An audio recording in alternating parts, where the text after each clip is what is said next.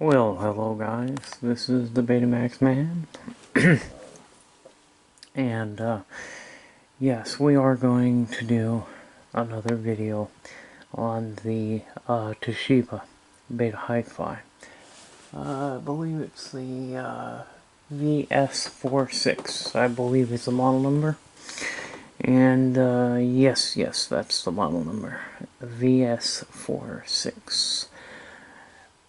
What I'm going to do is install a brand new set of belts. Now I don't have an idler tire that will fit this machine. However, doing a visual inspection of the the tire's in good shape. It's not cracked.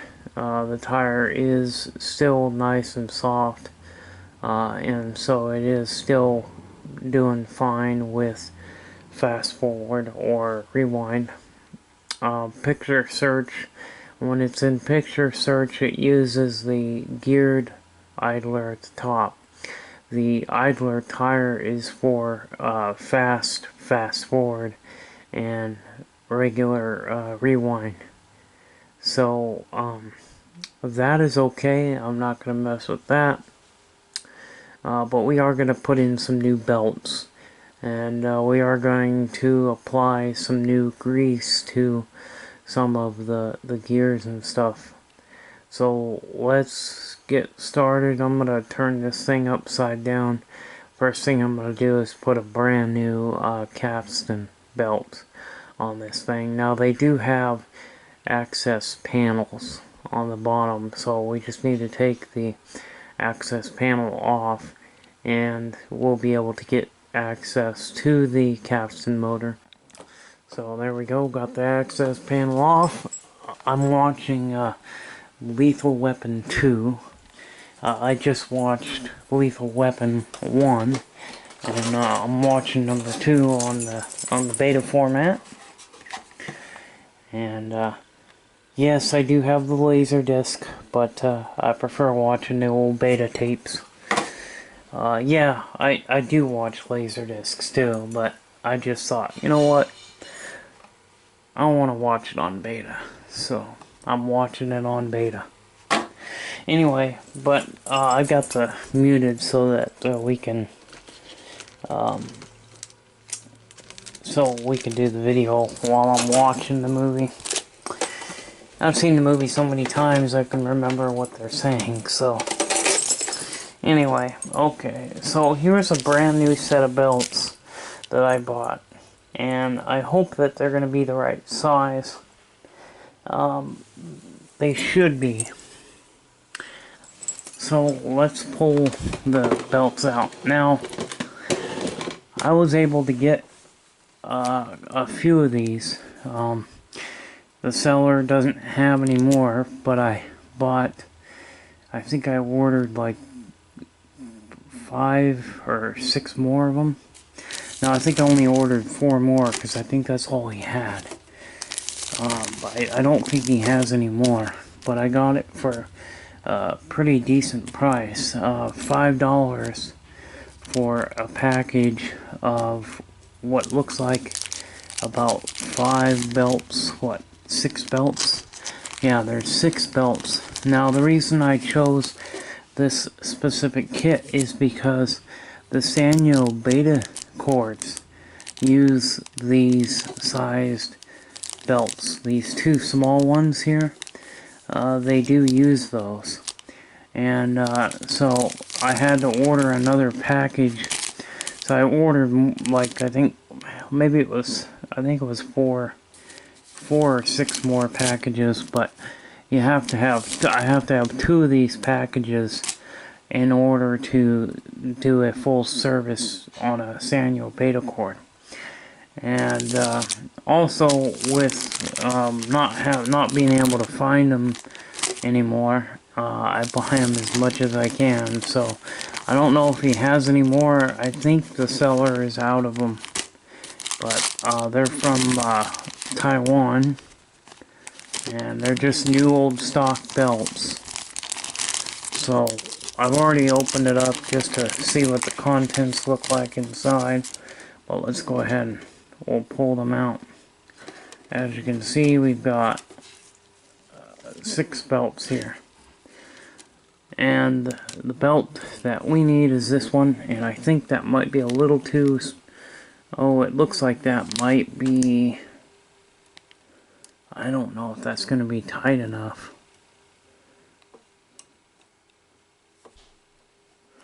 Actually, I think that's not going to be tight enough. I thought it might have been, but I thought it looked like it was going to be small enough, but it may not be. It may be a little too loose. Well, we'll have to see if this will fit. It'll probably fit, but it may not be very tight, and so I may be stuck using this one for a while until I can... I think I do have a Toshiba, a parts deck, and that Toshiba has a brand new belt in it. So what I'll probably do is, if this belt doesn't work, what I will do is get that brand new belt out of that parts Toshiba that I have and put into here, because I've got a Toshiba M32, and so that one actually does have a new belt, and I think it's the belt size is like a number 8, I think it is. But let's just see if this belt might work. If not, I'm gonna pull one out of the parts deck, because that M32 has got way too many problems to repair, so I decided to make it a designated parts deck. So I've got 2 parts decks. I've got a Beta HiFi parts deck, and I've got a the mono M32 as a parts deck. And when the machines have multiple problems, multiple issues, I just make them parts decks, because you spend too much time trying to repair them. And sometimes they might have something wrong with it that cannot be repaired, like a broken gear. So, and a lot of times if they have a broken gear and I don't have one for it, it becomes a parts deck. Or if it has more than 2 or 3 problems, if it's got like 2, 3, 4, 5 different problems, I usually just use it as a parts deck. But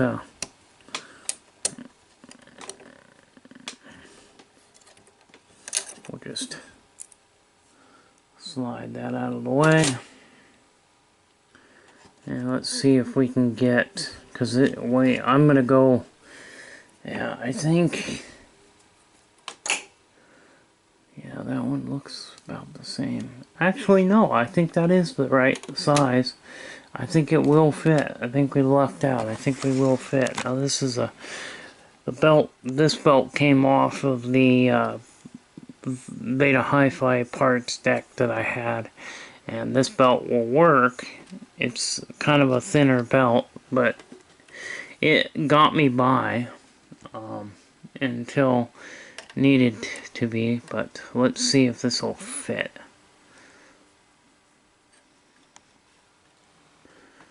Now, let's see if it will fit. There we go.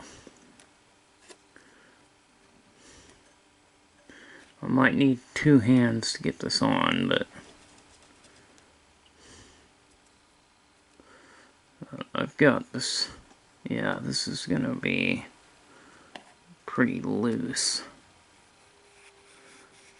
Yeah, unfortunately, this is not gonna work. So, unfortunately, I'm gonna have to take the one out of the M32. So that's what I'm gonna do. I'm gonna go grab the one out of the M32. Okay, so here's the parts deck. This is actually a rebadged Sears. got Sears solid state. This is a Sears machine that I got in because this thing had more than 2 problems, and the owner of it just said, well, you just keep it for parts, because the owner didn't want to spend the amount of money it would have cost me to repair this. And now I remember thinking back on it, and because it wasn't economical for me to repair it for, he didn't want to spend the money it would take to pay me to repair this thing, because he just said, well, yeah, he didn't want to go over $100, and he would have got probably about a $250 bill by the time it was all said and done. And so basically he said, well, for that kind of money I could just buy one that's already working. And I think he bought one for me that was already working, one that I had already refurbished. But here we go, we've got the belt. Now I believe this is a number 6 is the number for the belt. But this is actually the proper belt size for the Toshiba.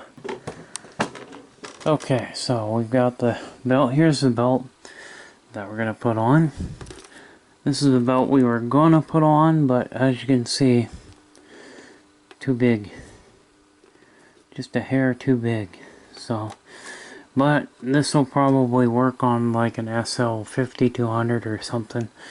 If I ever get a SL5200, that'll probably fit it, because I think the 5200s will accept a little bit larger capstan belt. So, but here we go. This one's new as well, brand new, spanking new. There's nothing wrong with it. And now we're gonna use it. We'll put it on the. This one's easier to get on too. Okay, so we got this brand spanking new one.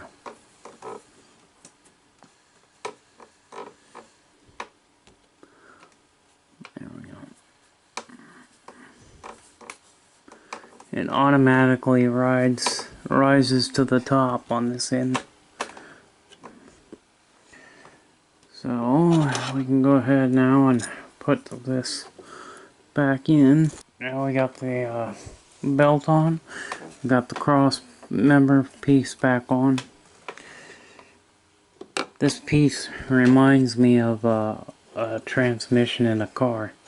Now they have these little bracing plates that the transmission sits on in a car.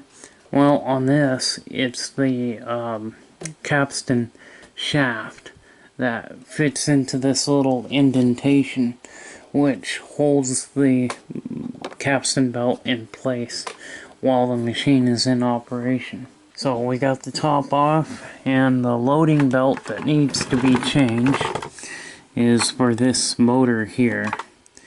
This belt is what drives the loading ring. So this is called a loading ring, and it turns and it spins almost 360 all the way around and threads the tape. So now that I've got it up and out of the way, I can now access the belt. So I just need to move it enough to where I can get in there. You can see here that you will need to remove the pulley here. This pulley has a worm gear on it, and what we want to do, I've got my dental pick. My dental pick has a little hook on it, so I can actually get in behind there and pull up on it. And I'm going to use 2 hands to get it off, because I don't want these pieces to go flying. And if you lose these 2 plastic pieces, the only way to get more is to buy a parts deck. So just be careful when pulling them out. That's the only way to get to change out the belt. Okay, so this is the pulley that we had to pull off. Now each of these plastic pieces, they clip on both sides. So you put these black pieces and sometimes they're white. They're either white or black, but anyway, these pieces, they go on each side, and then you just slide it into the grooves and you can slide it back in. Now there's the pulley for the motor. So let me show you the old belt. So this is the old belt, and this is a real small belt. This is the same size belt that's used in a Sanyo Beta cord for the idler. So remember when I was talking about those two smaller new ones that I had? Let's see what one makes a perfect match. I'm thinking the smallest one is probably going to be the one that's going to need to be used, which I think so, because if we put that there, and that's a perfect fit. The other one is going to be too big, so you can see if we put the other one there, it's just a hair too big. So we want one that's a little bit smaller, and we want that smaller. This one's just a hair smaller, but it's going to be this belt is stretched. It's worn out. It's been stretched, and it's had a lot of use. And so that particular belt is going to look a little bit larger because of the fact that it's been stretched out. But this is going to be our perfect belt. Now it's also going to the motor, it'll actually slow the motor down just a hair, because this belt, it will work. It'll work really well, and because the belt has a little bit more tension, it will slow the motor down a little bit, and it won't be as loud ejecting or low. You can apply a little bit of pressure up against the threading, the loading ring. Anyway, but yeah, we'll get this on. So what I'm going to do is wrap it around. I need to get it around the motor, and it's got barely enough clearance to push it down in there. So I've got my dental pick. I'm going to put my dental pick and use it to get the belt. I could take the motor off. If you unscrew this plastic strap, you can get the motor come completely out. But here's one of the issues. The plastic is pretty old and it's getting pretty brittle, and most of the plastic pieces here on the Toshibas break. When you go to unscrew them, they usually break because the plastic is brittle. Okay, so I got the belt on, and as you can see, that when you put those two mounting tabs are on each side here, and what you want to do is just push it into place. You will hear a clicking noise when you push this puller assembly and worm gear into place. It just snaps in, and I was able to get the belt around the motor without taking off this piece here. Like I said, this plastic piece is probably pretty brittle, and it probably won't take much to break it. And this strap here, this plastic strap, is only there for one purpose, and that is to hold the motor into place when it's doing its loading and unloading procedures. Another thing you want to keep in mind, that if you do end up breaking this strap, what I have done in the past is use a really strong glue or a epoxy, and you can put it on the bottom of the motor and glue the motor down in there. And I recommend using Gorilla Glue. Gorilla Glue, it's got a blue tip on it. comes with two blue tips, and what it does is when you put the tip in, it'll puncture a hole in the top of the tube, and you'll be able to use the glue. But yeah, just glue the motor in place if that strap breaks, because if you try to glue the strap, that's not going to work.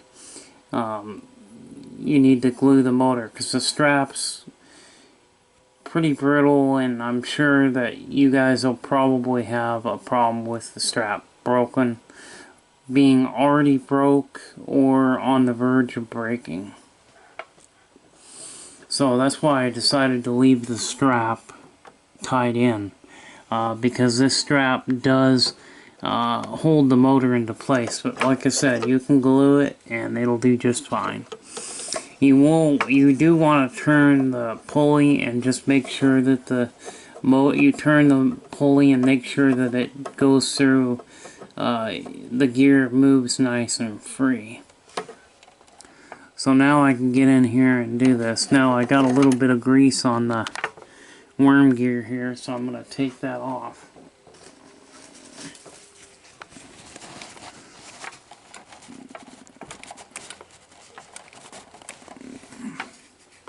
Because you definitely don't want that grease to get onto the tape.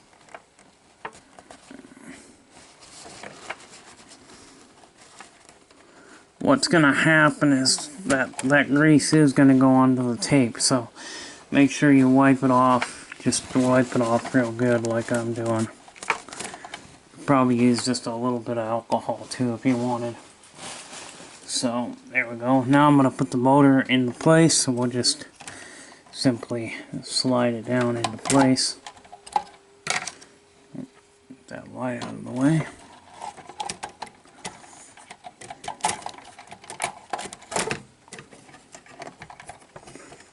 And it might be a little difficult to get it down in there, but you gotta wiggle it in there, and once you get it in there, you can mesh it with the loading gear here. Just to show you what this loading gear does before we put the motor in, this actually will, it has a switch. So this will go all the way around, and then you can hear that click.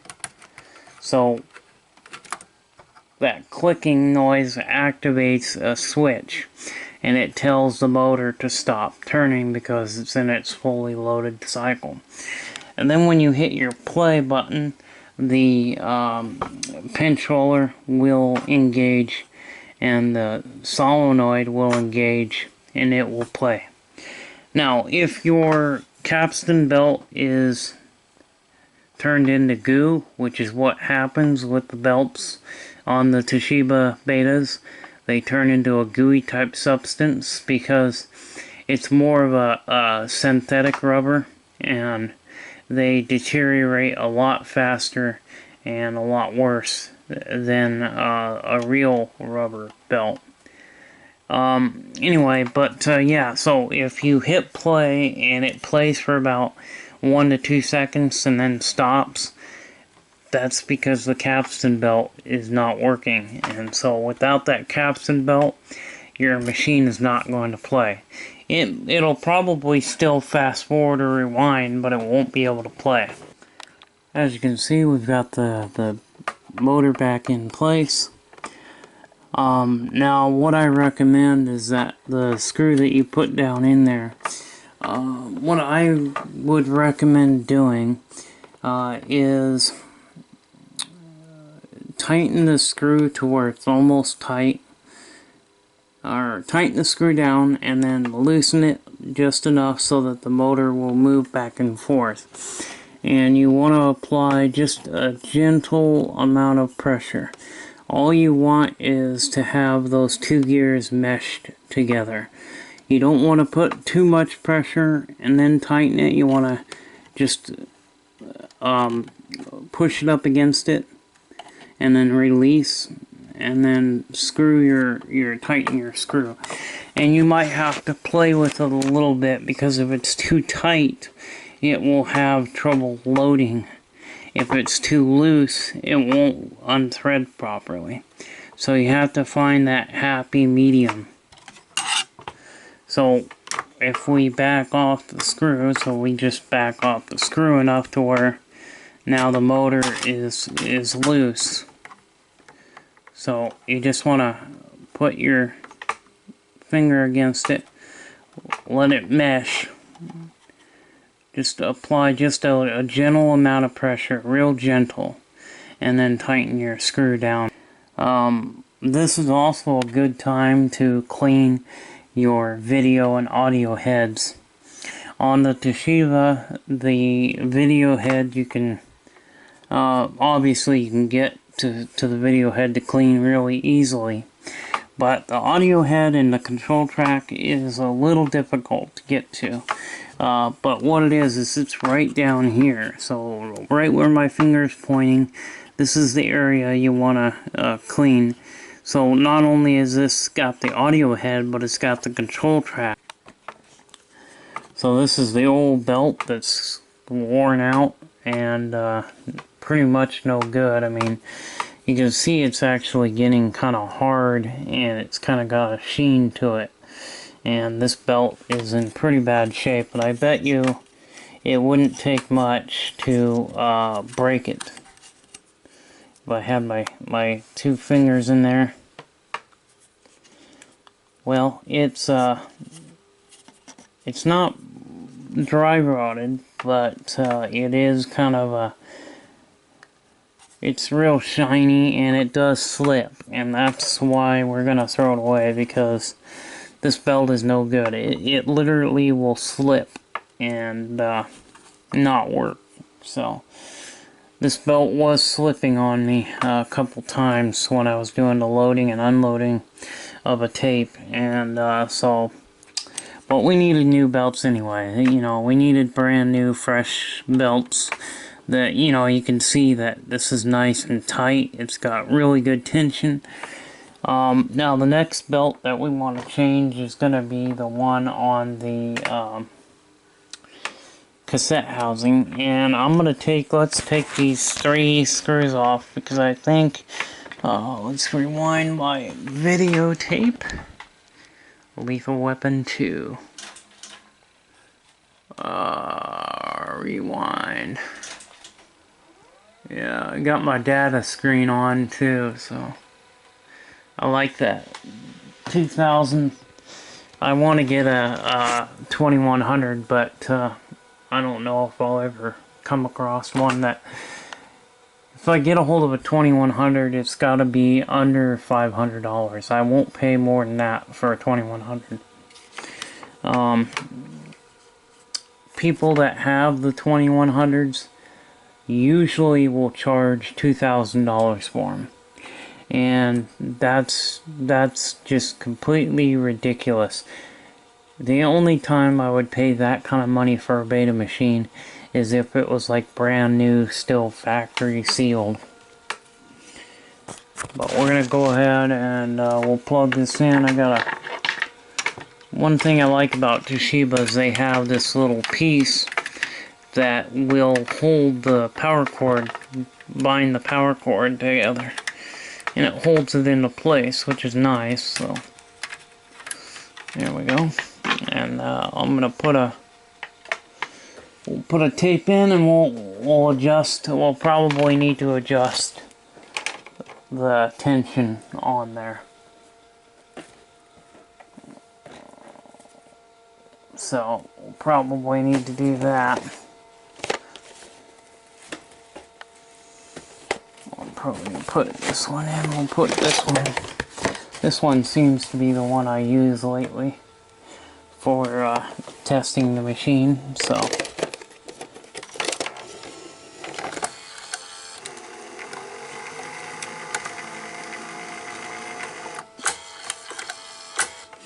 So you see how slow that loaded? We want that. We might want to adjust. I think I'm going to adjust the tension just a little bit.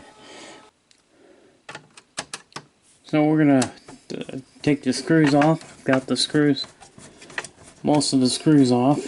There is a grounding strap on here. So there's a grounding strap that is coming from the power supply, and it's grounding onto this metal piece here.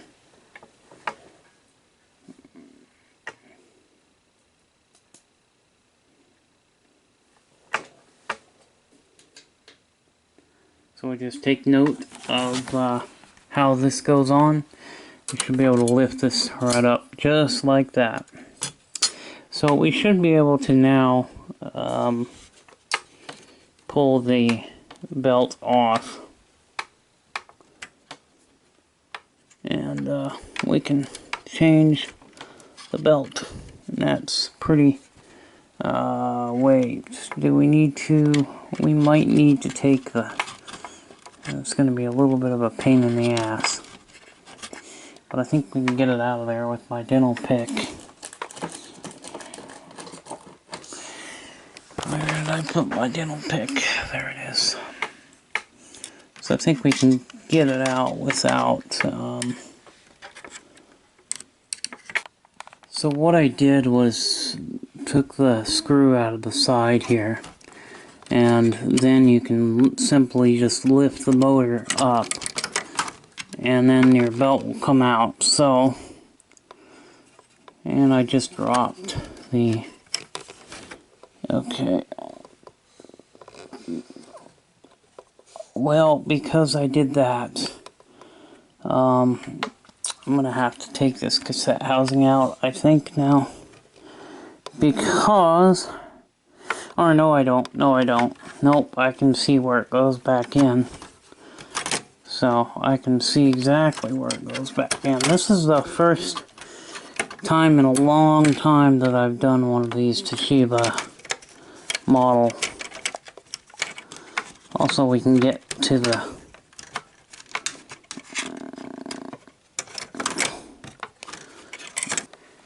so I'm going to film from the back side. I also unplugged the machine. I forgot to plug the machine, unplug it. And anyway, but there is a, as you can see down in here, there is a piece that the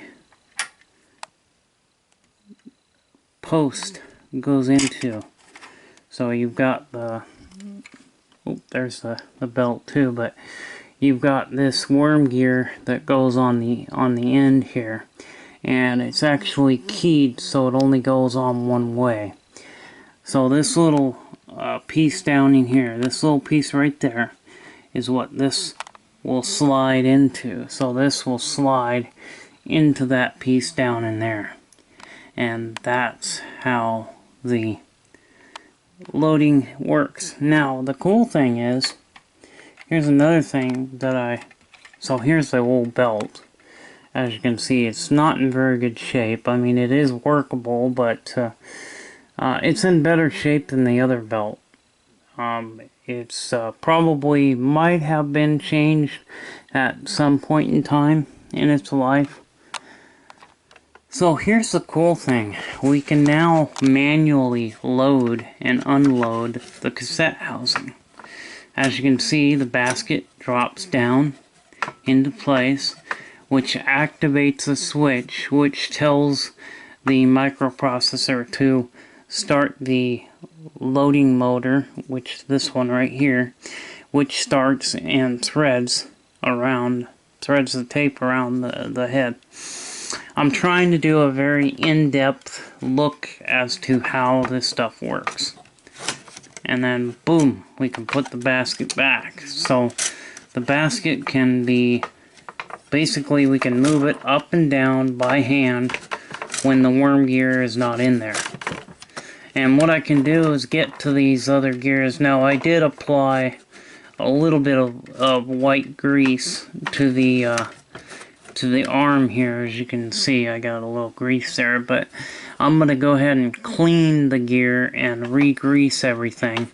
And I do want to re-grease the loading, the these little tracks that the cassette housing rides on and off. As you can see, these little tracks that go up and down. It's been a while since I serviced a Toshiba Beta VCR, so they're very, very easy to change the belts, believe it or not.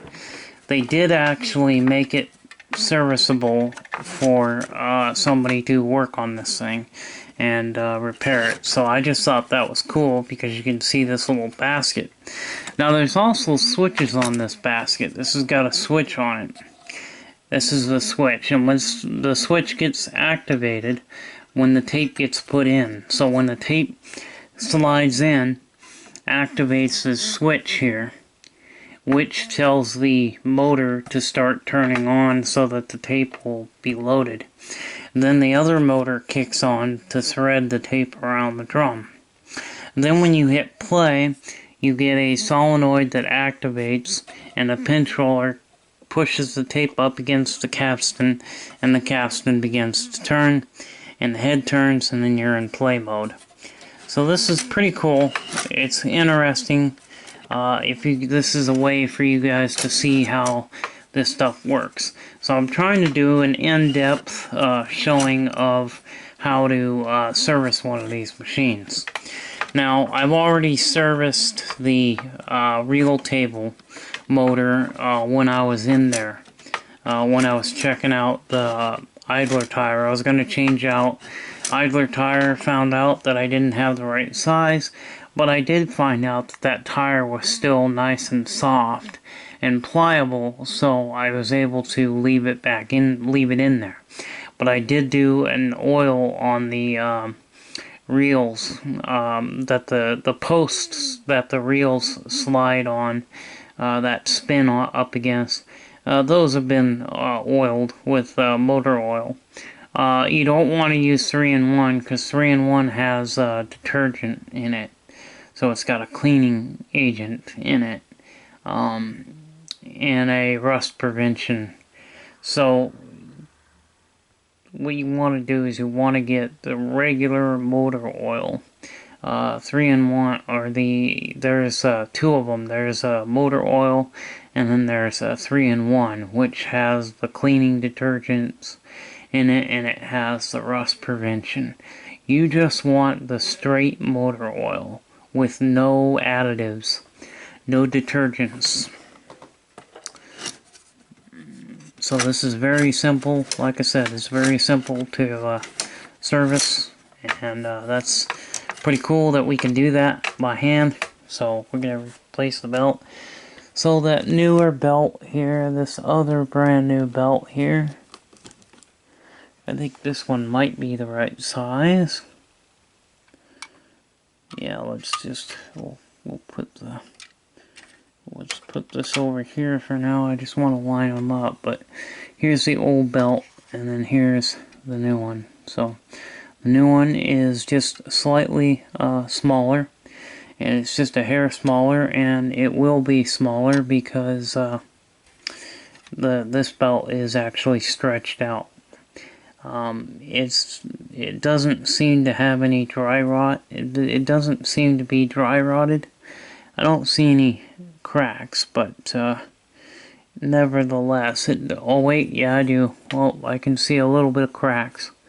So it is starting to dry rot, but nevertheless, this belt will be changed, and we will be throwing that belt away.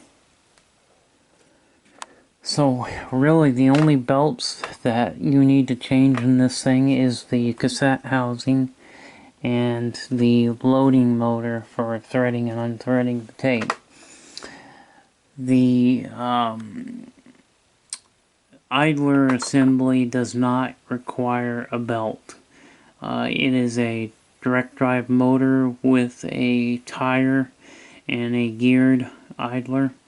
The geared idler is for playing back and doing your picture search, like your cue and review, your picture search. The fast forward or the regular rewind is done by the idler tire on the bottom, I do believe. Or maybe it's reversed. I can't remember. I think it is the I think the tire is what activates the fast forward and the fast rewind, and the gear is for the playback and picture search functions.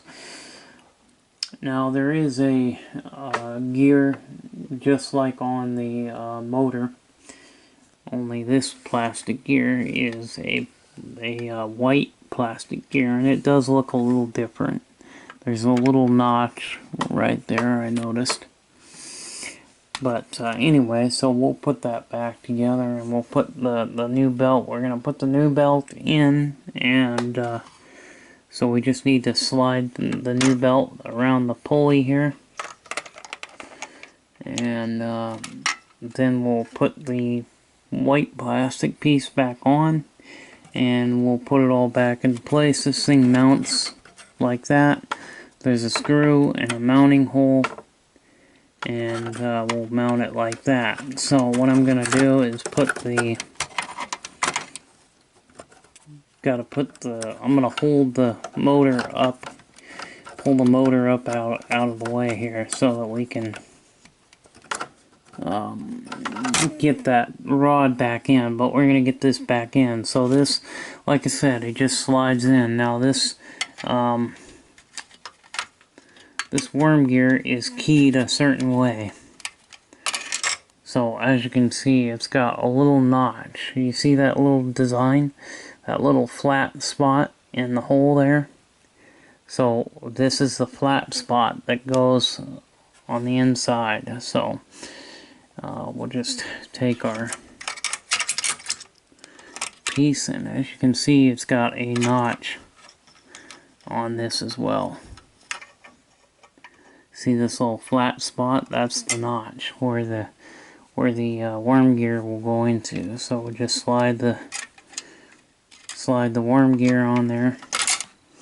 Before I go to install this, what I want to say is that there is, you see that piece?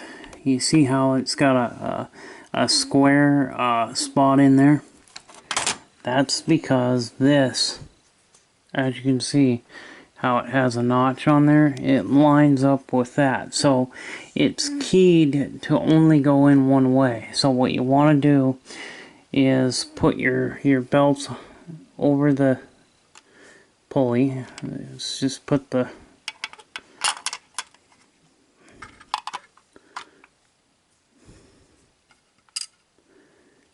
you want to put the belt in there like that, so that your belt is ready to be looped on when you're ready.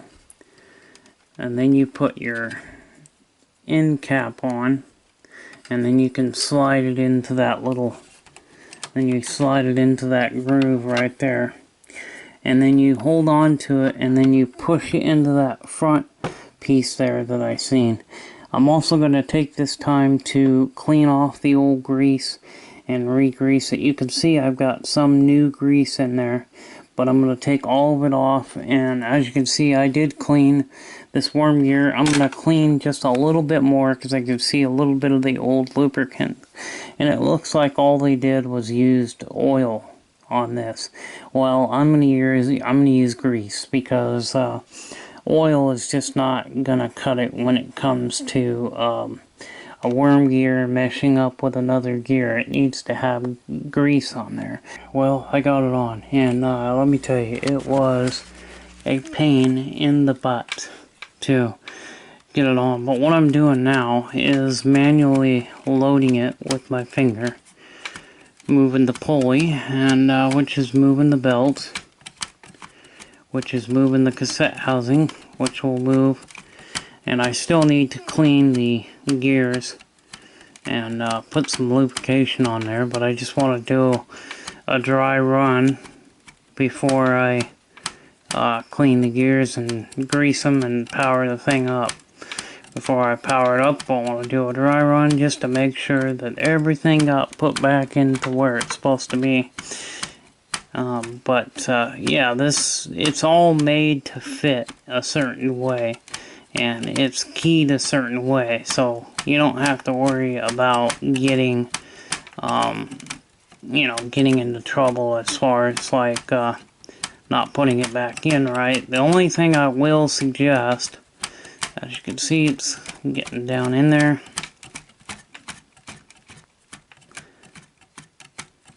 And it'll stop once it's, there we go. The cassette housing is now loaded. It's now all the way down. As you can see, it's, the basket has been put all the way down. As you can see. So now we'll move the basket back up. But this is a good time to get in here and clean the gears while it's in the loaded position, because then you can access the gears, the back side of the gear here. So I'm going to get some rubbing alcohol and clean a little bit more. I got some of it out, most of it off, but I need to clean just a little bit more and put a little bit more grease in, and then we will just turn the pulley the other way, and it'll, as you can see, it'll start lifting the basket, and it'll put the basket where it needs to be. We didn't move any of the gears, so none of the timing is off because we didn't move any of the gears. The gears are fine. There's nothing to worry about as far as like timing goes. I just want to make sure that this thing will load and unload. And it is a pain to get the belt in there, but you know, I'm so glad that I got these brand new belts, because they're really gonna make this machine run like it did when it was new, as far as the mechanical aspect of it. And as you can see, it's hard to get to the other gear, that other side of the gear, unless it's in the loaded position. Because when it's in the unloaded position, you can only get to half of the gear. So that's why you want to clean and re-grease when it's in the fully loaded, when the cassette basket is fully loaded down into the down position. As you can see, I'm moving it and it's coming back up without any problems. There's no binding or anything like that. I'm not feeling anything that's binding. And the belt will simply stop turning when it's done, when it's fully unloaded. It's just a pain in the butt to load manually, but you gotta do it just to make sure that when you do apply power, that nothing is binding. Because if you've got something that's binding, it'll break a gear, and it doesn't take much to shear off one of the plastic teeth on these gears. Because if the gears get bound up and the motor keeps turning it, it'll shear off the gear. It can break a gear, a loading gear, and where are you going to find one for this thing this old? You're not. You'd have to spend $100 getting a parts deck. And then you got even more money into the machine. So there we go. Now it's fully unloaded. So we're gonna go ahead and put the basket back down. I'm gonna clean the gears a little bit more and put a little bit more grease on there, and this thing will be good to go. I do want to clean the tracks as well and get those cleaned. So I'm also gonna do that. We'll put a little bit of grease on the gears where that ride up against the guide there, or the rails. That's what you would call them. They're rails. And you just put a little grease in, just a little bit of grease. You don't have to put a lot.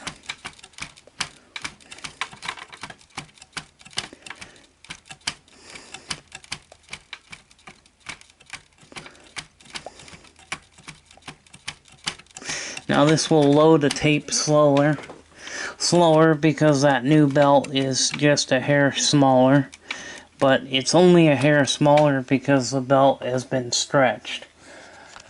So the old belts were just worn out, you know, they were stretched and they needed to be replaced. So now I can get a Q-tip.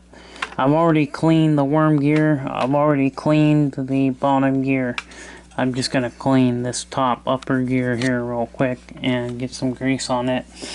Put a little bit of grease in where the tracks are, and that way the cassette housing will ride up and down nice and smooth. You want to put a little grease down right in the track, so you can put it just a little bit on the tracks there, and that'll be enough for lubrication. And those of you who want to know what kind of grease I use, somebody was asking me the other day what kind of grease I use, so this is it. This is just a multi-purpose white lithium grease. Well guys, it's all lubricated and everything, so let's see how well it performs now with new belts in it. Should perform pretty good now. So we got good old jumping jack flash. Gas, gas, gas. I think I'll watch this movie tonight because I've been wanting to watch it, and I think I will. Let's put in a cassette.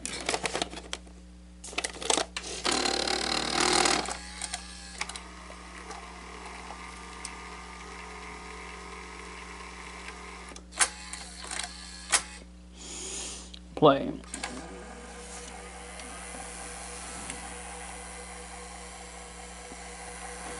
Now, what you're hearing is you are hearing a little bit of gear that is dry, and once the lubricant works its way into the other gears, because it just takes a little bit, you put a little grease on each one of the gears, and eventually that grease will work its way in. Anyway, so yeah, so there we go. So I think the next thing that I want to do to this thing is I'm gonna put a little bit more tension on here. Just a little bit more tension there. But what I want to do is oh crap, did I have that screw loose? That's probably why. Tension. Oh yeah, I didn't have that tight. That's why. Okay, well, let's just tighten it a little bit. Put a little bit more pressure there. And I'll tighten it. I need two hands to do that, so let me do that. Okay, let's try it now.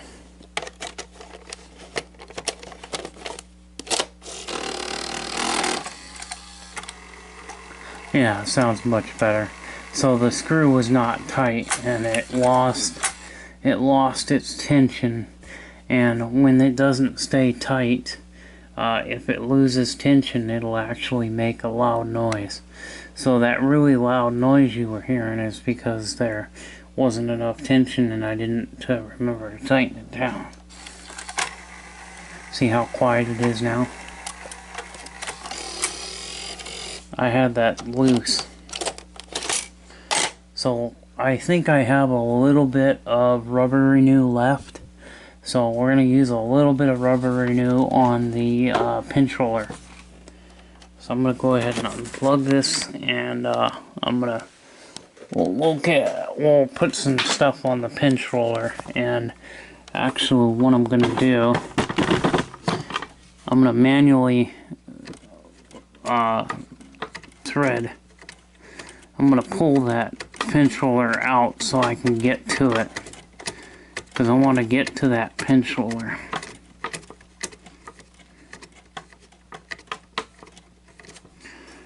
Piece of hair there.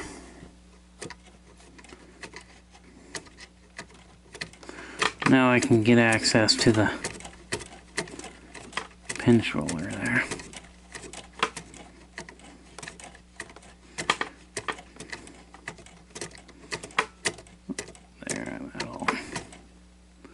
That'll give me good access to the pinch roller, but maybe we'll just go ahead and thread it so that it's out over here so I can get it.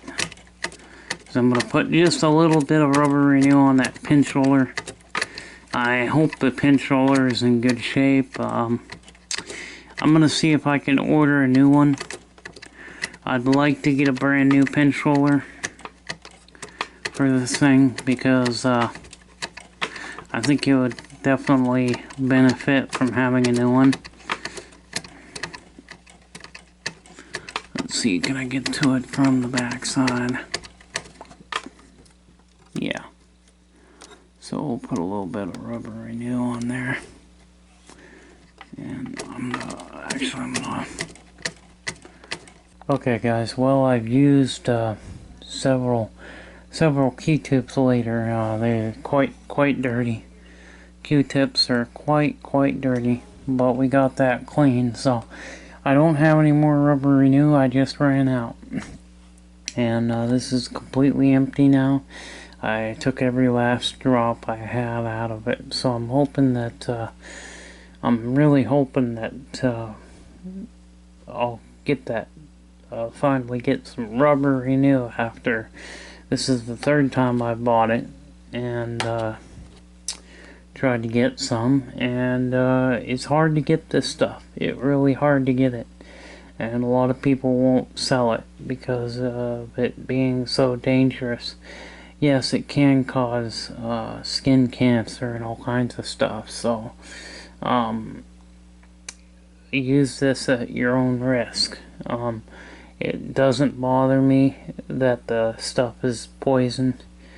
Yes, it can cause skin cancer, but you know, if you wash your hands with soapy water afterwards, you should be okay. So I'm not worried because hey, I work in school. I'm a janitor in the schools and stuff, so I'm exposed to asbestos and, you know, all kinds of airborne stuff. So I'm not scared to use this stuff, but some people may be. I don't know. But I'm gonna throw this away now because it's completely empty. Well, this thing is all back together and it works beautifully. And the quality is good. I'm not even getting some of those lines up at the top that I was getting before. Well, I'm not getting that now, and it could be because I put rubber renew on the pinch roller and it softened it up quite a bit. And if the pinch roller has some bad spots on it, it can cause problems with your playback. So, but now, I mean, it just plays beautifully. But anyway, but yeah, this is it. I'm gonna end the video now, and I'm gonna continue watching this film, and hey, we'll catch you in the next video. Bye bye.